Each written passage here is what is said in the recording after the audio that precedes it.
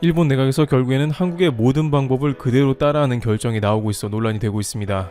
현 상황에 일본이 한국을 따라한다는 게 잘 이해가 안 가는데요. 양국의 외교 관계가 현재 매우 좋지 않기 때문입니다. 일본에서는 국교 단절을 논의해야 한다고 전합니다. 현재 일부 일본 언론에서 나오는 뉴스를 보게 되면 양국 관계는 돌이킬 수 없는 파탄에 이르게 되었다면서 강하게 경고하고 있는 상황입니다.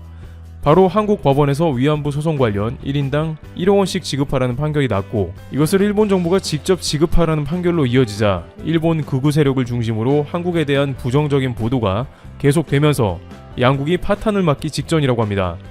외교부의 상황도 당장 급박하게 돌아가고 있는데요. 한국 외교부에 따르면 강경화 장관은 모태기 일본 외무상의 요청으로 약 20분간 통화했습니다. 교도통신에 따르면 모태기 외무상이 강 장관에게 매우 유감이라며 국제법 위반 시정 조치를 시급히 해달라고 요구했습니다. 이에 대해 강 장관은 한국 정부 입장을 설명한 뒤 냉정한 대응이 필요하다며 일본 정부 측에 과도한 반응을 자제할 것을 주문했습니다. 양국이 다시 뜨거운 외교적 이슈로 달궈지는 상황인 것입니다. 물론 이 판결로 인해서 정말 일본 정부의 배상으로 강제 집행이 이루어지는 것은 아닙니다. 양국 간의 배상이 강제되려면 국제재판소까지 가야 하는데 시끄러워지니 일본도 상당히 꺼리고 있는 것입니다. 일본계 미국인이며 미국 전 하원 의원인 마이크 혼다 의원도 일본 정부가 위안부 배상 금액을 지급할 가능성은 낮다고 하면서 한국에서 할 수 있는 것은 일본에 대한 불매운동이 가장 효과적이라는 제안을 하기도 했습니다. 일본에서는 일본 국가에 모욕을 안겨준 판결이 된 셈이고, 한국은 도대체 약속을 지키지 않는다면서 여론이 부정적으로 들끓을 수밖에 없는 것입니다. 그런데 이 상황에 한국을 뭔가 그대로 따라한다는 것은 어딘가 전혀 앞뒤가 맞지 않습니다만, 일본 정부에서 발표한 사안들은 말 그대로 한국식이라는 것입니다. 일본 정부에서 한국을 당장 따라하는 정책을 두 가지로 살펴보도록 하겠습니다. 첫 번째, 한국처럼 전국민 PCR 검사하겠다. 일본 정부에서 웬만하면 한국의 방식을 따라하는 일은 특히 2020년에 코로나 사태 관련해서는 더욱 없었습니다. 하지만 현재 일본은 그럴 수밖에 없는 상황이 이어지고 있으며 상당히 충격적이라고 하는데요. 11일자 니혼게이자이 신문에 따르면 일본 정부는 오는 3월부터 불특정 다수의 자국민을 대상으로 신종 코로나 바이러스의 PCR 검사를 실시한다고 합니다. 또 이것은 기존과는 다르게 일본 정부가 도쿄, 오사카 등 대도시 지역의 대학이나 공항, 호텔, 주요 번화가 등에서 신종 코로나 바이러스 검사소를 설치하고 희망하는 사람은 누구나 무료로 검사를 받을 수 있도록 방침을 굳혔다면서 대대적으로 보도한 것입니다. 이것은 코로나 사태 이후 일본 정부가 처음으로 실시하는 전국민 코로나 무료 검사라고 전해지고 있습니다. 그러나 이 방식은 한국이 1년 전에 코로나가 터지면서 준비한 방식과 거의 똑같은 것입니다. 세부적인 지침까지 한국의 질병관리본부가 코로나 사태 처음에 했던 PCR 검사 지침을 그대로 흉내낸 것입니다. 그런데 일본은 현재 이렇게 한국을 따라할 수밖에 없는 결정적인 이유가 있어 매우 다급해졌다고 하는데요. 우선 일본에 제3의 변종 바이러스가 출현했는데 이는 영국과 남아공의 변이 바이러스도 아닌 새로운 형태라고 합니다. 일본 후생성은 영국과 남아공에서 발견된 변이가 아닌 새로운 변이 바이러스가 발견됐다고 긴급 발표했습니다. 이들은 브라질에서 입국한 남녀 4명인데 브라질의 아마조네스에서 머물렀던 것으로 전해지고 있습니다. 변이 바이러스는 확산이 70%가량 빠르기도 하므로 한국처럼 검사 확대가 답이라고 이제서야 생각한 것이죠. 그런데 여기서 일본 대중들은 일본이 코로나 관련한 전략을 바꾸기로 했다면서 독특한 말을 하고 있는데요. 바로 한국이 아니라 대만 방식을 적극 도입해서 코로나를 확실히 잡는다는 것으로 이야기하고 있습니다. 일본 네티즌들은 확실히 코로나를 잘 방지한 것은 대만이라면서 대만과 같이 해야 한다고 전하고 있습니다. 물론 코로나를 방지하는 데 있어서 한국식 혹은 대만식 이렇게 나뉘는 공식적인 구분은 없습니다. 그러나 명백히 검사를 늘리는 위와 같은 방식은 한국에서 전 세계에서 가장 먼저 시작한 방법임은 틀림없습니다. 대만은 검사량을 늘려서 감염자를 발본색원하고 격리하는 한국 방식과는 다르게 공세를 통한 진행이 가장 먼저였습니다. 대만은 중국에서 코로나가 일파만파 퍼지고 있다는 판단을 내린 작년 2월부터 이미 국경을 닫았습니다. 한편 외신들은 한국이 엄청난 검사량을 통해서 코로나를 통제하고 있다고 보도한 바 있습니다. 그렇지만 일본에서는 이것을 한국식이 아니라 대만식을 적용하고 있다고 이야기하는 것입니다. 또한 이것은 무려 1년 전에 있었던 방식인데 일본은 이제서야 누구에게나 PCR 검사를 받을 수 있게 한 것입니다. 그런데 일본에 거주하는 한국인들은 일본에서 절대 한국식을 따라했다고 인정 안 할 거라고 전합니다. 주된 의견 중 하나는 일본은 한국과는 달리 민주적인 국가이며 한국처럼 국민을 간섭하지 않는다는 것입니다. 그러면서 한국은 신용카드 추적 등을 통해 공산주의식 동선 추적 등을 행한다면서 일본은 다르다는 것이죠. 일본 국민은 자체적으로 마스크를 잘 쓰고 민도가 높아 통제가 잘 되니 별도의 강력한 방역도 필요 없다는 것입니다. 실제 이러한 일본의 방식은 어느 정도 작동하는 듯 했으며 한국과 함께 모범 방역국이라고 불리웠습니다. 그러나 이번 겨울을 통해서 일본 당국이 검사를 하지 못하도록 틀어막은 게 결국 발목을 잡은 것으로 보입니다. 그런데 일본은 이러한 심각한 상황에 대규모 이벤트를 여전히 진행 중인 것으로 나옵니다. 긴급 사태가 선포되었지만 이들은 10,000명 넘게 수용 가능한 요코하마 경기장에 모여들어 성인식을 했습니다. 주최 측은 5,000명 이하만 모이는 것이고 마스크를 썼고 손 소독제도 해서 문제가 없다는 입장입니다만 자세히 보면 마스크를 벗거나 턱스크를 하고 사진을 찍고 몰려서 웃고 떠드는 경우도 상당히 많다는 것이죠.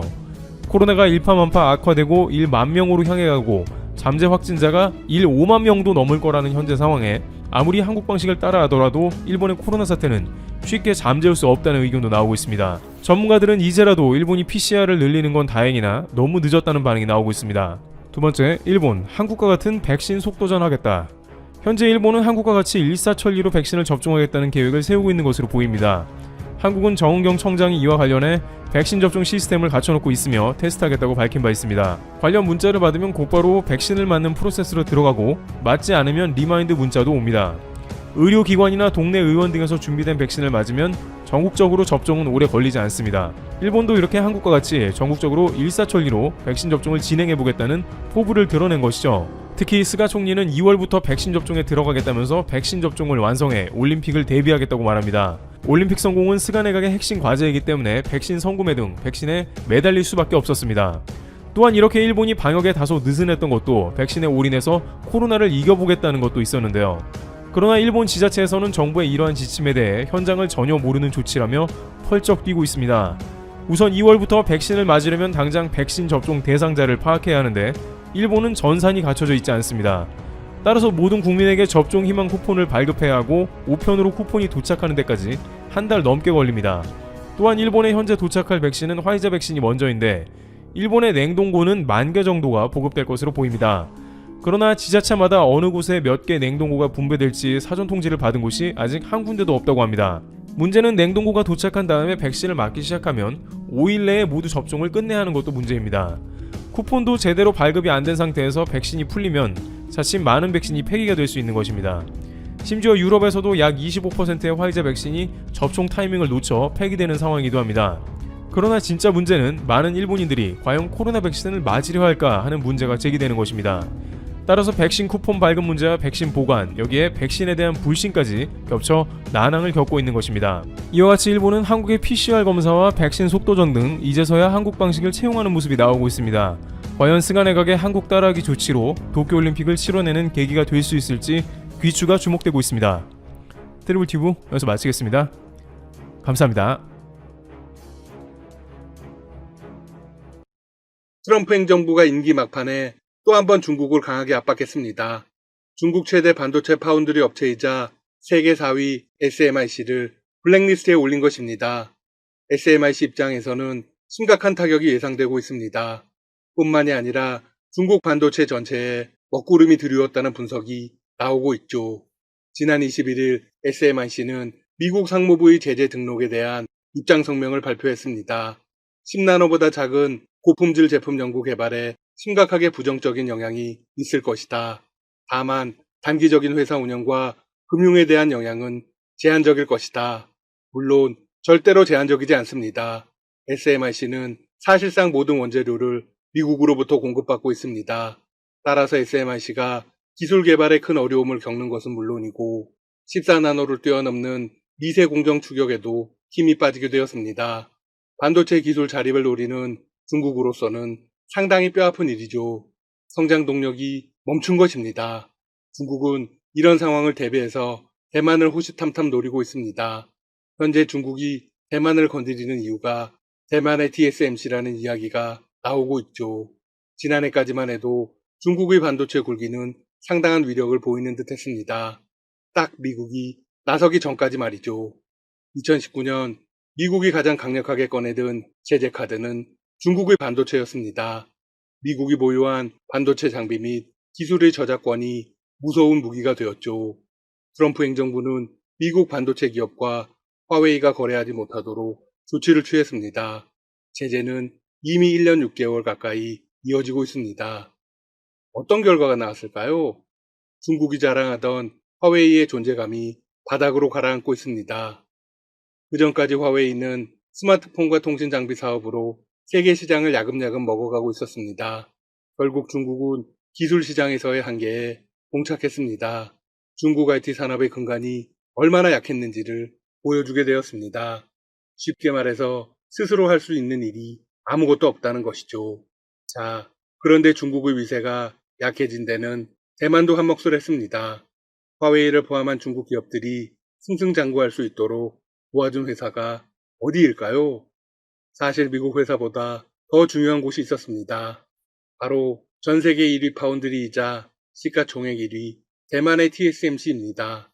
중국 IT 회사의 제품에 들어가는 반도체 대부분은 TSMC가 만들었습니다. 그동안 중국은 반도체 생산에 공을 들였습니다. 따라서 중국도 자체 생산이 가능은 합니다. 문제는 품질이죠. 반도체는 소미세 공정이 필요하기 때문에 기술력의 차이가 굉장히 큽니다. 중국 제품은 삼성전자나 TSMC에 전혀 못 미칩니다. 따라서 내수 시장에서는 자국 반도체를 사용하지만 글로벌 제품에는 삼성전자나 TSMC에 의존했죠. 물론 TSMC도 중국과의 관계를 중요하게 생각했습니다.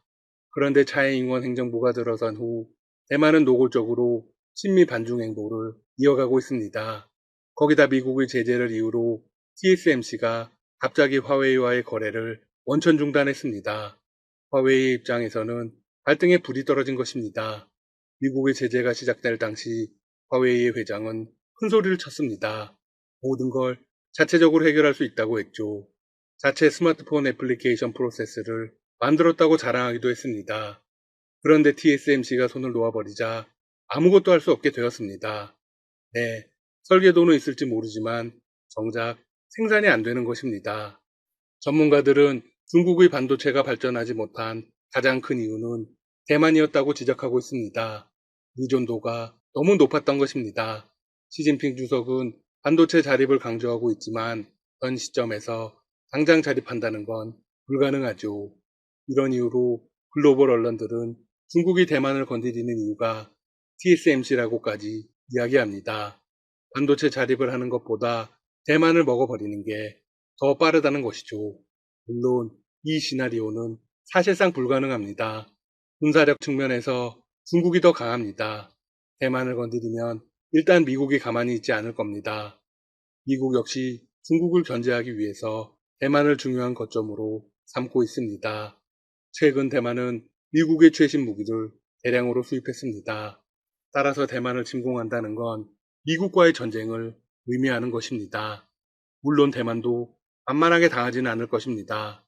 중국의 한 연구소에서 가상대결 훈련을 실시한 적이 있었습니다.